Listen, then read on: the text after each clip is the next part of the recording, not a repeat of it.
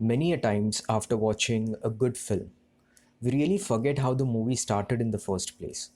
And it is true in case of Nayattu because apparently the tug of war finale seems to have no connection with the rest of the story whatsoever.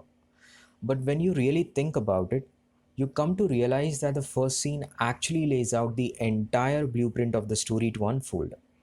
There are four similarities worth highlighting between the first scene and the rest of the story. Let us do a comparison between the first scene and the story side by side.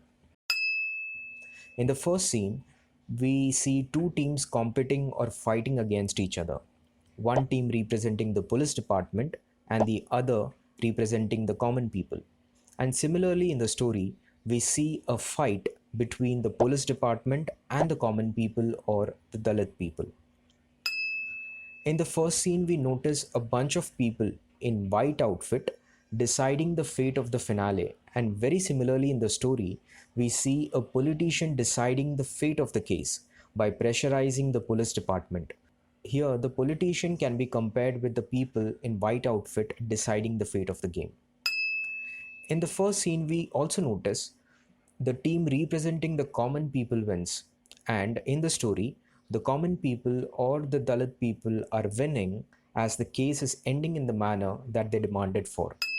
Finally, in the first scene, we notice Praveen, being a police himself, is playing against the police team, which, in reference to the story, can be interpreted to mean that the common people or the Dalit people end up winning only because the police department works against its own interest by hunting down their own policemen coming under the pressure of the politician.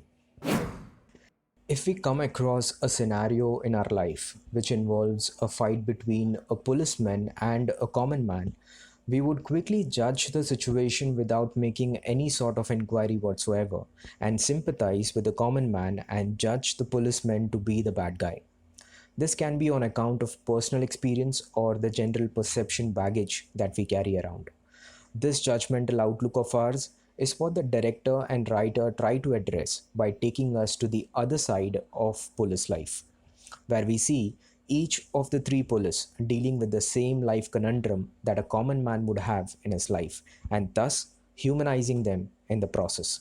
Like ASI Manian's love and constant worry for his daughter, like any ordinary man, and his longingness to see his daughter participate and win the competition. Similarly, Praveen wanting to take his mother to the hospital and Sunita wanting to build their house and take care of her mother. So, next time when we come across any such news, let's hope that we take down the judgmental hat and look at it as we would, as if the problem is between two common people with common problems, and conclude only after getting to know the facts. Like how some pictures can speak a thousand words, we have a powerful voting scene in Nayattu that effectively speaks for itself. It seems to be the director writer commentary on how most of us vote as a citizen of the country.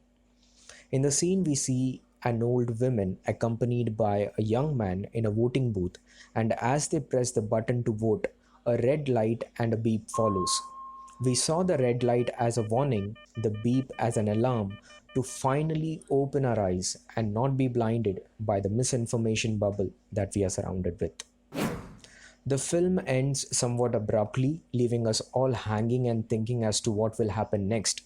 So we thought of extending the film with our own fictional take as to what might happen next in Nayattu.